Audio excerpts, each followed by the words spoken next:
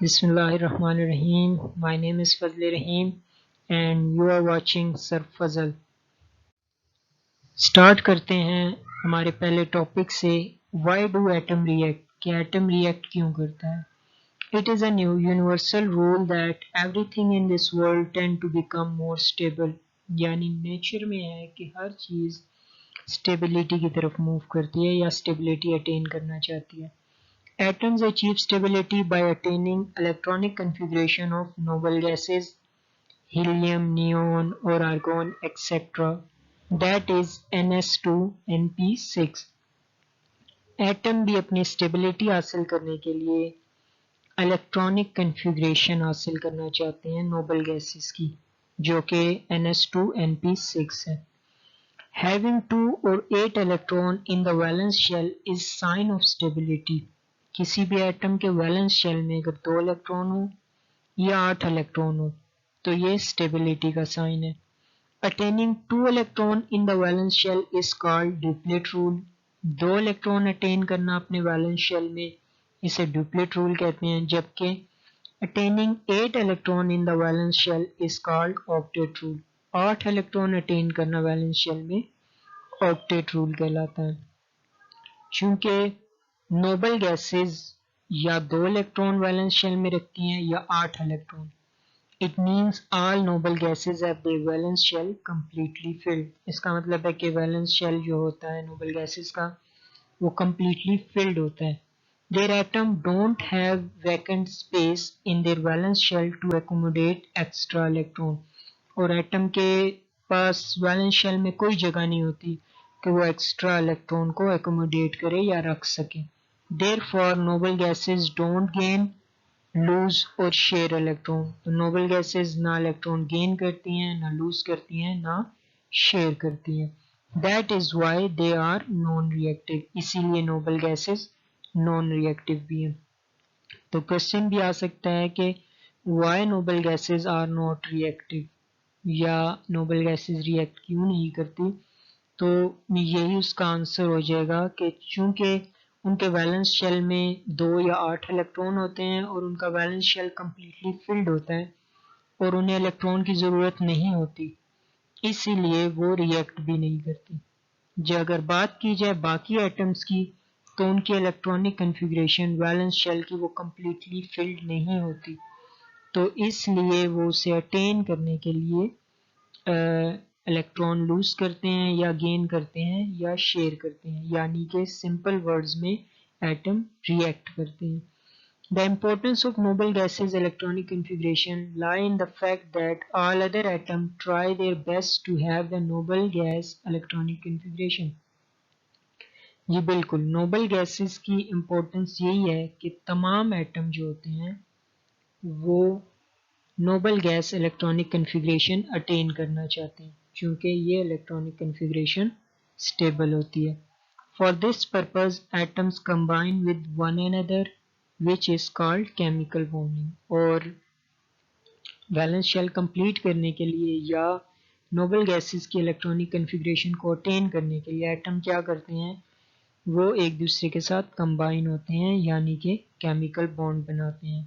In other words, atoms form chemical bond to achieve stability by acquiring inert gas electronic configuration. यानी कि atom chemical bond बनाते हैं ताकि वो stability attain करें इनर्ट गैस इलेक्ट्रॉनिक कन्फिग्रेशन की तरफ.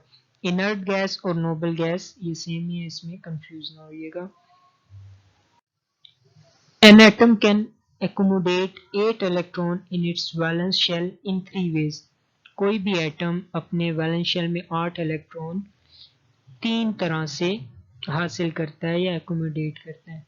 Number 1, by giving valence shell electron if they are less than 3 और less than 3 to other atoms. यानी कि अगर किसी एटम के वैलेंस शेल में 3 से कम इलेक्ट्रॉन होंगे तो वो इलेक्ट्रॉन दूसरे एटम्स को दे देगा. Second, by gaining electron from other atoms if the valence shell has 5 or more electron in it. अगर किसी एटम के पास 5 या उससे ज़्यादा इलेक्ट्रॉन है तो वो क्या करेगा, वो इलेक्ट्रॉन गेन करेगा किसी भी दूसरे एटम से। और तीसरा तरीका है by sharing valence electron with other atom, कि वो अपने वैलेंस इलेक्ट्रॉन जो हैं दूसरे एटम के साथ शेयर कर ले, और शेयर करने के बाद उसके पास टोटल इलेक्ट्रॉन 8 हो जाए वैलेंस शेल में। It means every atom has a natural tendency to have 2 or more electron in its valence shell। इसका मतलब है कि ये उनकी नेचुरल टेंडेंसी है कि वो वैलेंस शेल में 2 या 8 इलेक्ट्रॉन अटेन करते हैं। The atoms having less than 2 or 8 electron in their valence shell are unstable। कोई भी एटम जिसके वैलेंस शेल में 2 या 8 के अलावा कोई नंबर ऑफ इलेक्ट्रॉन होंगे तो वो अनस्टेबल होंगे। Now the question arises that how can we identify the way an atom reacts, कि एक एटम किस तरह से रिएक्ट करता है। The position of an atom in the periodic table indicates its group number। कोई भी किसी भी एटम की जो पोजीशन है पीरियोडिक टेबल में वो उसका ग्रुप नंबर हमें बताती है। As we have studied in chapter 3, the group number is assigned on the basis of valence shell electrons, के ग्रुप नंबर किसी भी एटम को उनमें मौजूद उनके वैलेंस शेल में मौजूद इलेक्ट्रॉन की बेसिस पे दिया जाता है। For example group 1 has only 1 electron in its shell, कि ग्रुप 1 में जितने भी एटम हैं उन सब के वैलेंस शेल में एक एक इलेक्ट्रॉन मौजूद है। और अगर इसी तरह हम बात करें वह ग्रुप नंबर 17 की, ग्रुप नंबर 17 को ग्रुप 7A भी कहा जाता है। तो ग्रुप 7A या 17 के जितने भी एटम हैं उनके आउटर मोस्ट शेल में 7 इलेक्ट्रॉन होते हैं। Mode of reaction of an atom depends upon its number of valence shell electron। तो एटम किस तरह से रिएक्ट करता है ये चीज या ये बात हमें उसके वैलेंस शेल में मौजूद इलेक्ट्रॉन से पता चलती है, उसी पे ही डिपेंड करती है। It is discuss in the next section. आगे हम इसी को डिटेल से पढ़ेंगे। Chemical bonds. A chemical bond is defined as a force of attraction between atoms that hold them together in a substance। यानी केमिकल बॉन्ड वो force of attraction है जो एटम को आपस में जोड़े रखती है किसी भी सब्सटेंस के अंदर। In other words during bond formation there is some force which hold the atoms together. दूसरे लफ्जों में बात की जाए तो बॉन्ड फॉर्मेशन जो है वो एक फोर्स है जो कि एटम को आपस में जोड़े रखती है। This attaining of 8 electrons configuration in the outermost shell either by sharing, by losing or by gaining electron is called octet rule। यहाँ octet rule की proper definition दी हुई है कि 8 इलेक्ट्रॉन अटेन करना outermost shell में किसी भी तरीके से, यानी शेयर करने से, लूज करने से या गेन ऑफ इलेक्ट्रॉन से, तो इसको हम ऑक्टेट रूल कहते हैं। This octet rule only symbolize that noble gas electronic configuration should be attain by atom when they combine और रिएक्ट। ये ऑक्टेट रूल एक सिंबल है कि कोई भी एटम नोबल गैसेस की इलेक्ट्रॉनिक कन्फिग्रेशन अटेन करता है कंबाइन या रिएक्ट करने से। फॉर एग्जाम्पल लाइक हाइड्रोजन और helium which have only s subshell, this becomes duplet rule. अगर हम बात करें हाइड्रोजन और हीलियम की तो यहाँ पे चूंकि इनके पास सिर्फ एस सब शेल होता है तो ये रूल ड्यूप्लेट रूल बन जाता है। यानी ड्यूप्लेट रूल मतलब वो अपने वैलेंस शेल में सिर्फ 2 इलेक्ट्रॉन को एकोमोडेट करके अपना वैलेंस शेल कंप्लीट कर लेते हैं। It play a significant role in understanding the formation of chemical bond between atoms। तो ये डुप्लेट रूल और ऑक्टेट रूल हमें बताते हैं कि किस तरह एटम्स के दरमियान केमिकल बॉन्ड बनता है। If the bond formation is between ions, अगर बॉन्ड फॉर्मेशन आयंस के दरमियान हो, it is due to an electrostatic force of attraction between them. तो ये उनमें मौजूद इलेक्ट्रोस्टैटिक फोर्स ऑफ अट्रैक्शन की वजह से होती है। इलेक्ट्रोस्टैटिक फोर्स ऑफ अट्रैक्शन मतलब दो ऑपोजिट चार्जेस एक दूसरे को अट्रैक्ट कर रहे होते हैं तो उस वजह से उनमें बॉन्ड बनता है. But if bond formation is between similar atom or between the atoms that have comparable electron negativities, then the chemical bond formation is by sharing of electron. लेकिन अगर एटम जो हैं वो सिमिलर हों या उनकी इलेक्ट्रॉन नेगेटिविटीज कंपेरेबल एक दूसरे के इक्वल हों या ज़्यादा डिफरेंस ना हो उनमें, तो वो जो बॉन्ड बनाएंगे वो शेयरिंग ऑफ इलेक्ट्रॉन से बनाएंगे. This sharing of electron may be mutual और वन साइडेड. अब जो शेयरिंग ऑफ इलेक्ट्रॉन होगी या तो म्यूचुअल होगी, मतलब दोनों एटम इक्वली पार्ट कंट्रीब्यूट करेंगे, इक्वल इलेक्ट्रॉन कंट्रीब्यूट करेंगे, या वन साइडेड होगी कि कोई एक एटम अपने इलेक्ट्रॉन जो है वो शेयर कर देगा दूसरे एटम से. When two approaching atoms come closer, the attractive as well as repulsive forces become operative. जब भी दो एटम्स एक दूसरे के करीब आ रहे होते हैं तो वहां पे फोर्स ऑफ अट्रैक्शन भी होती है और फोर्स ऑफ रिपल्शन भी होती है, यानी एक दूसरे को दूर भी धकेल रहे होते हैं और अट्रैक्ट भी कर रहे होते हैं सेम टाइम में. The formation of chemical bond is a result of net attractive forces which dominate. तो जो केमिकल बॉन्ड बन रहा है वो असल में उस फोर्स ऑफ अट्रैक्शन की वजह से है, जो नेट फोर्स ऑफ अट्रैक्शन है, यानी जितनी रिपल्सिव थी और जितनी अट्रैक्टिव थी उन दोनों का जो नेट हमारे पास निकला, तो एट द एंड हमारे पास अट्रैक्टिव फोर्स थोड़ी डोमिनेंट होगी. तो वो जो डोमिनेटिंग अट्रैक्टिव फोर्स थी वो होती है जो केमिकल बॉन्ड बनाती है या केमिकल बॉन्ड दो एटम को जोड़ती है. The energy of that system is lowered and molecule is form. अब इन फोर्स ऑफ अट्रैक्शन की वजह से या केमिकल बॉन्ड जो बनता है उस वजह से सिस्टम की एनर्जी लो हो जाती है, यानी वो स्टेबिलिटी की तरफ आ जाते हैं और ये उनकी मोस्ट स्टेबल स्टेट होती है जहाँ पे वो कंबाइन होते हैं और एक मॉलिक्यूल बनता है हमारे पास. Otherwise, if repulsive forces become dominant, no chemical bond will be formed. अगर net force जो हमारे पास at the end आए वो repulsive force हो, यानी repulsive forces attractive forces से ज्यादा हो, तो कभी भी bond नहीं बनेगा, बल्कि repulsion की वजह से दोनों एटम एक दूसरे से दूर हो जाएंगे. In that case, there will be increase in energy of the system due to creation of repulsive forces. और सिस्टम की या एटम्स की एनर्जी भी जो होती है वो ज्यादा होती है इस केस में जहाँ पे रिपल्सिव फोर्सेस ज्यादा होती हैं. ये तो हमने पढ़ा केमिकल बॉन्ड क्या होता है. अब टाइप्स ऑफ बॉन्ड के कितनी तरह के बॉन्ड होते हैं. Valence electrons which are involved in chemical bonding are termed as bonding electron. जिसमें हम पहले पढ़ चुके हैं कि बॉन्डिंग में वैलेंस इलेक्ट्रॉन अपना रोल प्ले करते हैं, इनर इलेक्ट्रॉन का रोल नहीं होता.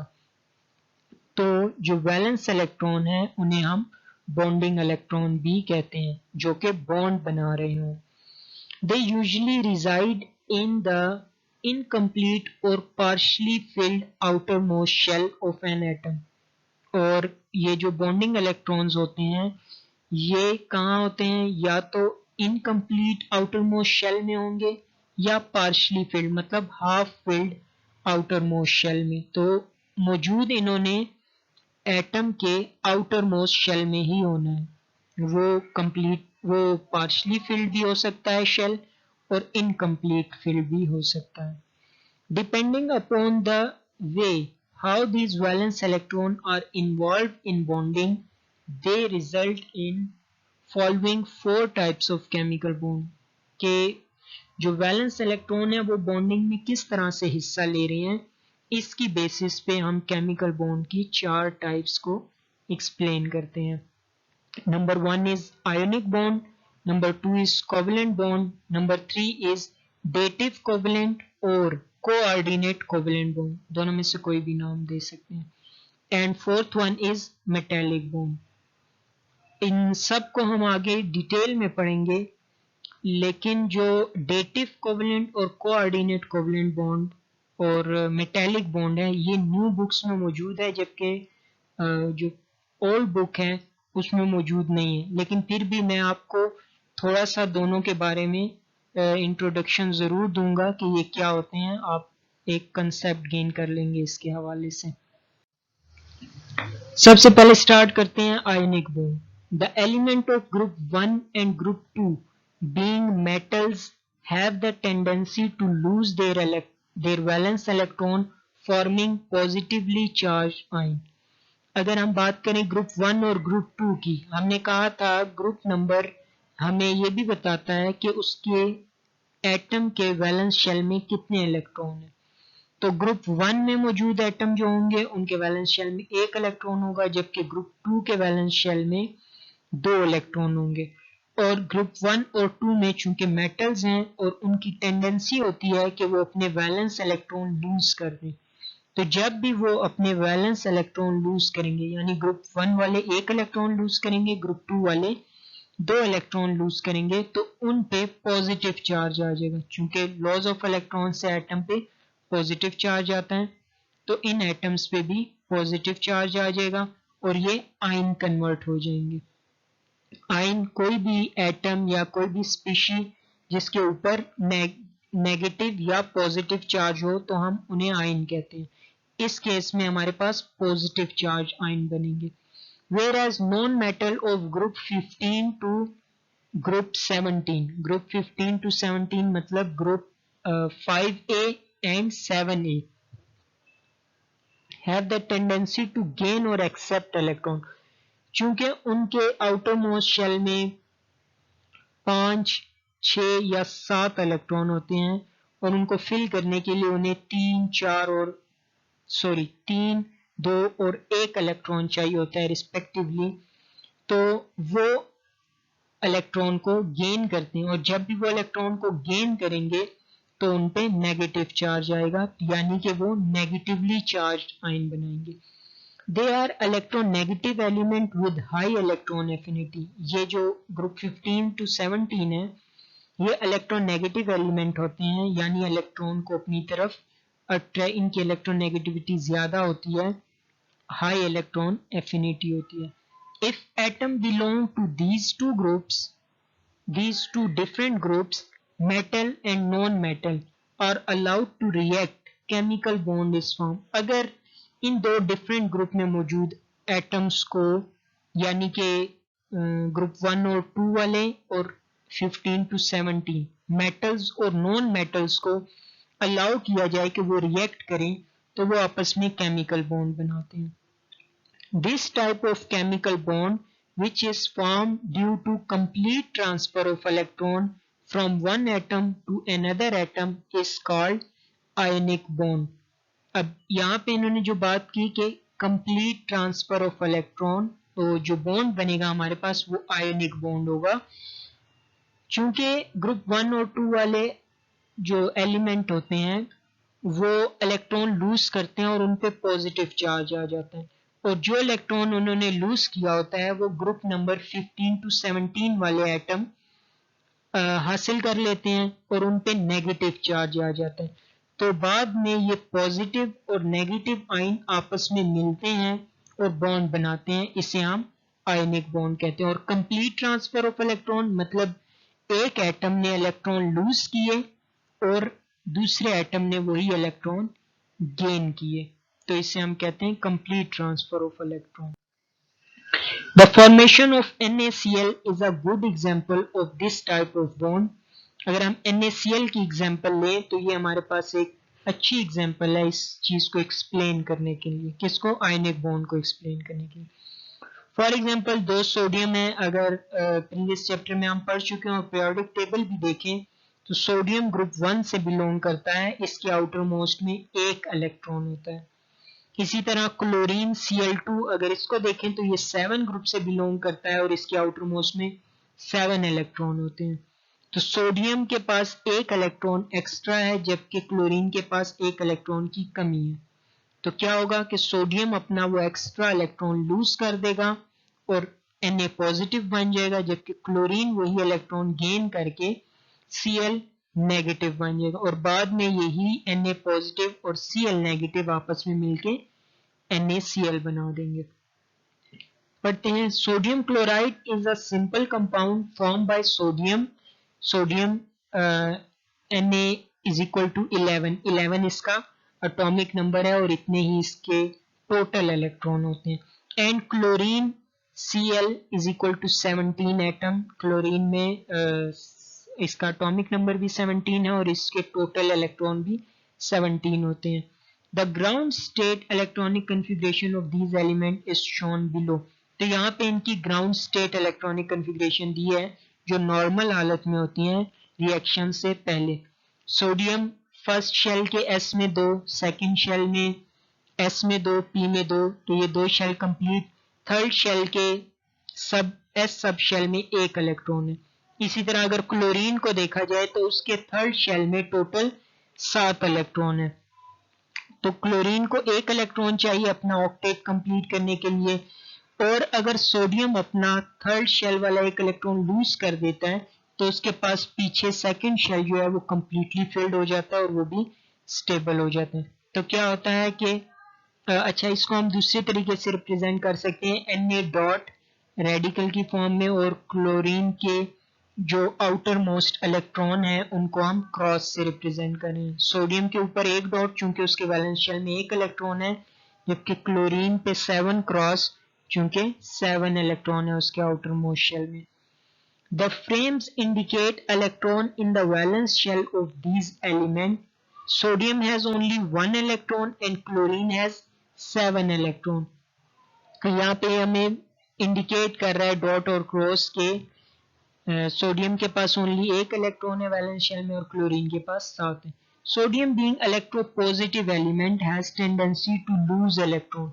चूंकि सोडियम इलेक्ट्रोपॉजिटिव है तो ये इजीली, चूंकि इसके आउटर मोस्ट में 1 इलेक्ट्रॉन है तो वो इजीली लूज कर देता है, जबकि क्लोरीन इलेक्ट्रॉन नेगेटिव होने की वजह से इलेक्ट्रॉन गेन करने की टेंडेंसी रखता है। Therefore, they form positive and negative ion by losing and gaining electron respectively. यानी सोडियम 1 इलेक्ट्रॉन लूज करके पॉजिटिव आयन बना देगा, क्लोरीन वही इलेक्ट्रॉन गेन करके नेगेटिव आयन बना देगा। तो ये दोनों नेगेटिव और पॉजिटिव जो होंगे ये इलेक्ट्रोस्टैटिक इंटरेक्शन के जरिए आपस में कंबाइन होकर NaCl बना देंगे। They attain electronic configuration to the nearest noble gases. और अब जब ये 1 इलेक्ट्रॉन लूज करते हैं और क्लोरीन एक गेन करता है तो ये नियरेस्ट नोबल गैस की जो इलेक्ट्रॉनिक कन्फिग्रेशन है उसे भी अटेन कर लेते हैं, यानी स्टेबिलिटी अटेन कर लेते हैं। सोडियम है Na पॉजिटिव बन गया, 1 इलेक्ट्रॉन लूज कर दिया। अब अगर हम सोडियम पॉजिटिव की इलेक्ट्रॉनिक कन्फिग्रेशन देखें तो ये है 1s2 2s2 2p6 जो कि नियोन यानी नोबल गैस की कन्फिग्रेशन है। तो Na पॉजिटिव की फॉर्म में ये एक स्टेबल एटम बन गया है, सॉरी आयन बन गया है, जो इसने नियोन की कन्फिग्रेशन अटेन कर लिया। इसी तरह अगर क्लोरीन को देखें तो वो इलेक्ट्रॉन गेन करेगा, और अब अगर उसकी कन्फिग्रेशन देखें तो वो आर्गोन यानी नोबल गैस जो आर्गोन है उसके इक्वल होगी या उसकी कन्फिग्रेशन। तो यहाँ पे ये क्लोरीन आयन भी स्टेबल हो जाएगा।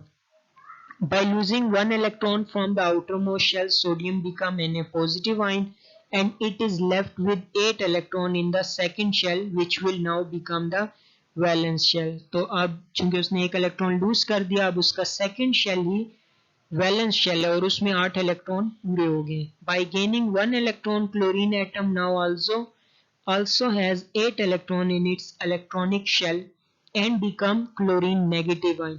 इसी तरह अगर हम देखेंगे क्लोरीन तो वो भी 1 इलेक्ट्रॉन गेन करता है, अब उसके आउटर मोस्ट शेल में 8 इलेक्ट्रॉन हो गए हैं और वो क्लोरीन नेगेटिव आयन बन चुका है। Both these atoms are now changed into oppositely charged ion. अब अगर देखें तो एक पॉजिटिवली चार्ज है, एक नेगेटिवली चार्ज है। They stabilize themselves by combining with each other due to electrostatic force of attraction between them such as, अब electrostatic force of attraction की वजह से वो एक दूसरे से कंबाइन हो जाएंगे, जैसे दिखाया गया कि Na positive plus Cl negative हमारे पास NaCl बन जाएगा। It is to be noted that only valence shell electrons take part in this type of bonding. हाँ, अगर हम ये बात देखें तो बॉन्डिंग में सिर्फ वैलेंस शेल इलेक्ट्रॉन पार्ट ले रहे हैं, while other electron are not involved, जबकि बाकी शेल वाले इन्वॉल्व नहीं है. In such type of reaction, heat is usually given out. The compound formed due to this type of bonding are called ionic compound. Heat जो है वो release होती है और जो कंपाउंड बनता है उसे हम आयनिक कंपाउंड कहते हैं, और इनके दरमियान जो बॉन्ड है वो आयनिक बॉन्ड कहलाता है, जैसे हम पहले पढ़ चुके हैं. इसके बाद आप लोगों के लिए एक सेल्फ असेसमेंट एक्सरसाइज है.